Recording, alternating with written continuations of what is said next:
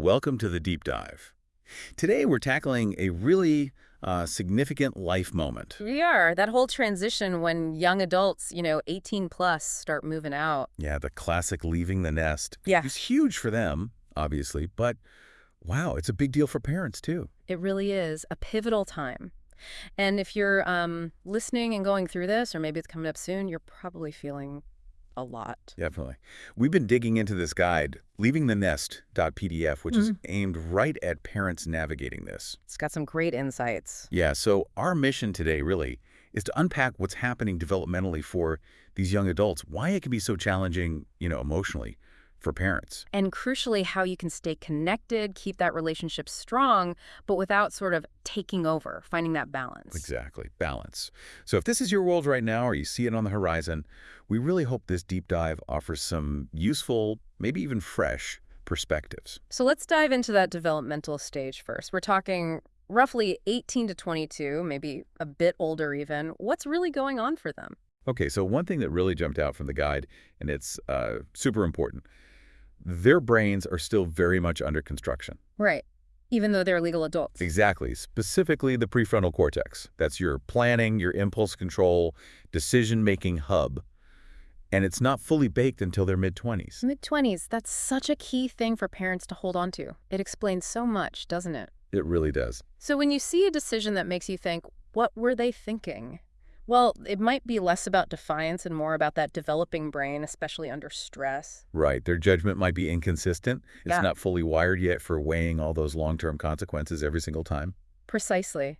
And understanding that can shift your reaction, maybe from frustration or wanting to jump in. To more of a supportive guiding stance, like, okay, this is part of the process. Exactly. Gentle guidance, not taking over. That's helpful. And emotionally, it seems like a real roller coaster time for them, too. Oh, definitely. Big highs, big lows. They're figuring out who they are, feeling this huge pull towards independence. But they're also learning to manage those intense emotions without us, the parental safety net they've always had. Yeah, they're learning self-regulation in a whole new context, and that means, inevitably, some bumps in the road. Makes sense. And socially, there's a big shift too, right? We see that happening. Absolutely. That primary need for connection often moves away from the family unit. Towards their peers. Exactly, towards what the guide calls their chosen families. Chosen families. I like that term. Me too. And for a parent, that can sting a bit. It might feel like emotional distancing or even rejection. Yeah, you feel a bit replaced maybe. You might. But the guide suggests reframing it. It's less about rejecting the family they grew up with. And more about building their own identity, their own place within new groups. Precisely. Solidifying their own social world. Understanding that can soften the blow, perhaps. Okay. And this ties into identity exploration overall, doesn't it? Directly. This is prime time for experimenting, trying on new beliefs, different lifestyles, maybe values that seem quite different from how they were raised. Which can be confronting for parents sometimes. It can, but it's all part of them figuring out, who am I separate from my family? It's essential work. And even their sort of deeper thinking is evolving. Morals, philosophy. Yes, they start seeing more complexity, more nuance, questioning things they might have just accepted before. Leading to potentially interesting or challenging conversations around the dinner table if they're home. Definitely. And this brings us to a really powerful line from the guide. Oh, yeah. What's that?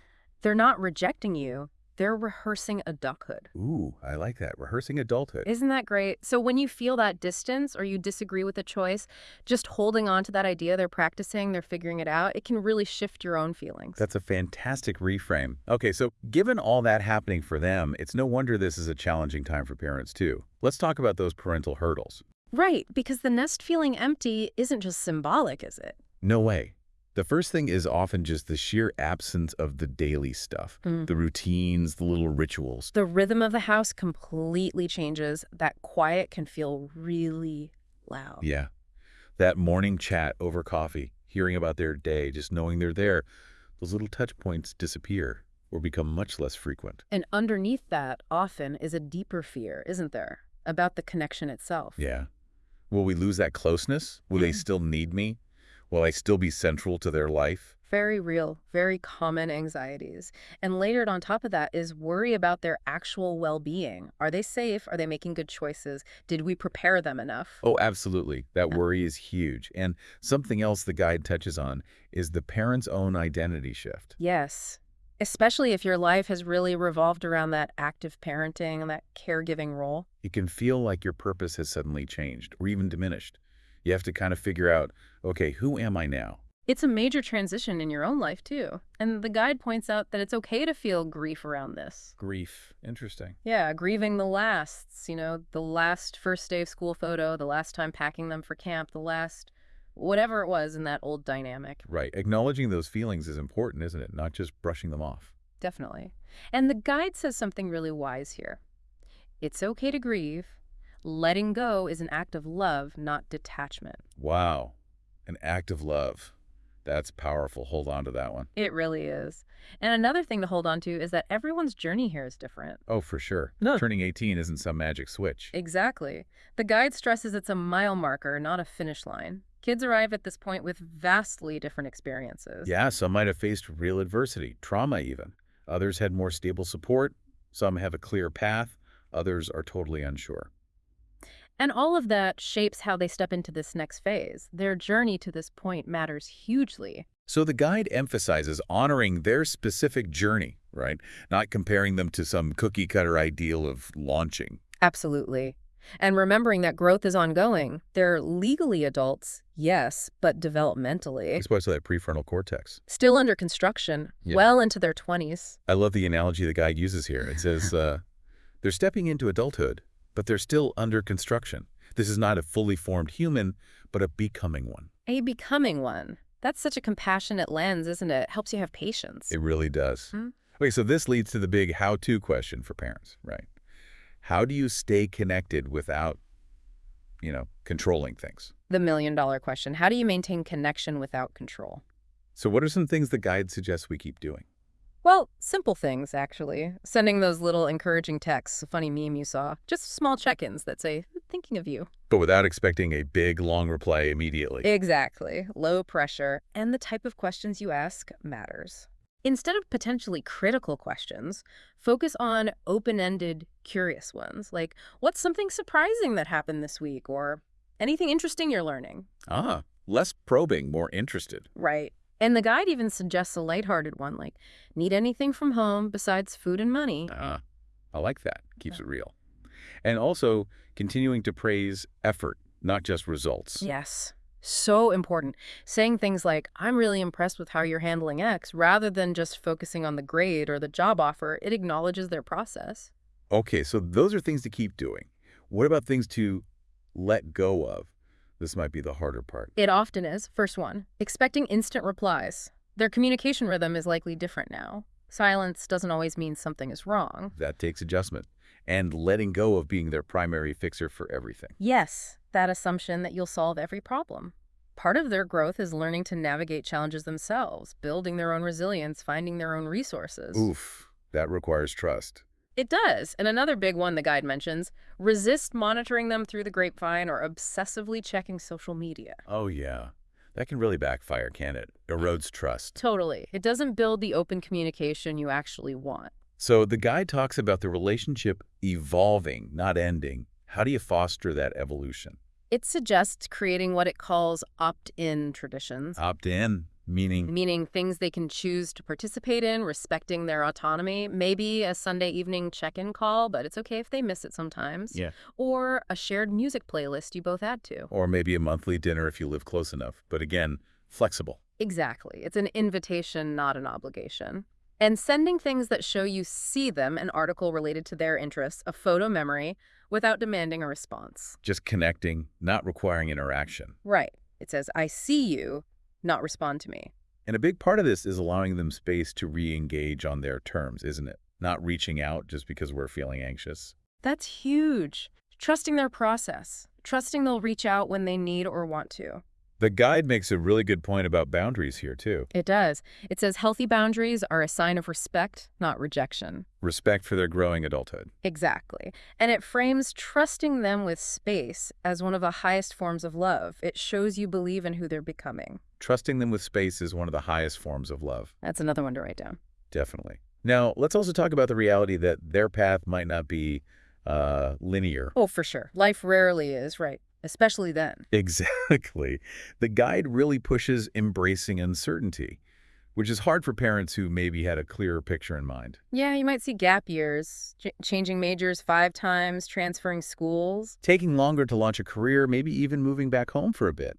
which can feel like steps backward, but maybe aren't. Often they aren't. They're part of the exploration. The guide says progress isn't always a straight line. Trust the unfolding. Trust the unfolding. Okay, so shift the focus from milestones to capacities. Are they learning from setbacks? Are they managing responsibilities, even small ones? Are they building good relationships? Those are better markers of actual growth. Much better. And you can support their independence practically, too. How so? Like teaching them adulting skills? Yeah, offering help, not forcing with things like budgeting, cooking basics, making appointments, understanding a lease. Practical support. And what about mental health? That's huge these days. Crucial. Encourage check-ins, model your own wellness practices, destigmatize getting therapy if they're struggling. Normalize burnout even. Suggest, don't enforce. Offer resources. Exactly. And establish mutual boundaries, especially if they move back home. Things like privacy, check-in frequency, house rules, discuss it like adults. And normalize struggle. Let them know it's okay not to have it all figured out. Celebrate the small wins. And try really hard not to over-rescue. That's maybe the hardest one, letting them grapple with things. So hard. The guide also had some nice, concrete ideas for connection rituals, didn't it? It did. Little things that keep the thread alive, even at a distance. Right. Sending an old-fashioned letter or a care package sometimes. Even if you don't get a huge reaction, it's a tangible sign of care. I like that. What else? Creating shared playlists, maybe reading the same book series and chatting about it occasionally. Planning visits, maybe quarterly, but always with the understanding they can say no if it doesn't work. Respecting their schedule. Always. A shared digital photo album is nice too, where everyone can add pics. Or just a low-pressure family group chat. Yeah, where silence is okay, it's just there if needed. Exactly. And even if they aren't asking for advice, some phrases still matter. The guide calls them affirmation anchors. Affirmation anchors. Like what? Things like, you're allowed to change direction, or even when things feel uncertain, I really see your strength in how you're handling this. Those are good. Less about solutions, more about validation. Totally. And this one, Yeah. you don't need to impress me. I already admire you. Wow. Imagine hearing that from your parent at that age. That lands. Doesn't it? It takes the pressure off. Okay, finally, the guide had some really thought-provoking reflection prompts for parents themselves. Yes, turning the lens inward. These are powerful. Like asking yourself, what version of success am I actually holding on to for them? And is it theirs or mine? Oof. That's a big one. Or, is the advice I'm giving something they asked for, or am I just trying to soothe my own anxiety? Guilty is charged sometimes. And what do I miss most about how things used to be? And how can I honor that feeling without clinging too tight? It's about acknowledging your own process. Another one is, how can I offer emotional presence, not just logistical fixes? Being there emotionally, not just practically.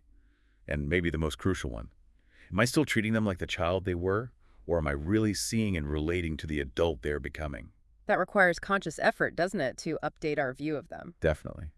And it also suggested reflecting on our own leaving home experience. Right. Who were you at 18? How did you feel? What's hardest for you about this transition now, and what does that tell you about your values? That self-reflection piece feels really key to navigating this well. It seems like it. It all comes back to that core idea we keep circling around. Letting go isn't abandonment. It's an act of trust. Trust in them, trust in the relationship, trust in the foundation you built. It's not the end of the relationship, just a transformation. Exactly. A shift to a new kind of connection. Still deep, still important, but different. Based more on mutual respect as adults. So that final thought from the guide is worth repeating. Letting go doesn't mean letting them fall.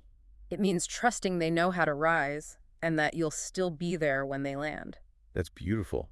Thinking of yourself as an anchor, maybe, Hmm. providing that stable base they can connect to, but not controlling their direction. A really good image, an anchor, not a steering wheel. So maybe the question for everyone listening is, what's one small step you could take starting today? Yeah, one little shift you can make to move from that feeling of needing to control towards being that steady, supportive anchor for your young adult. Something to think about as we all navigate this journey.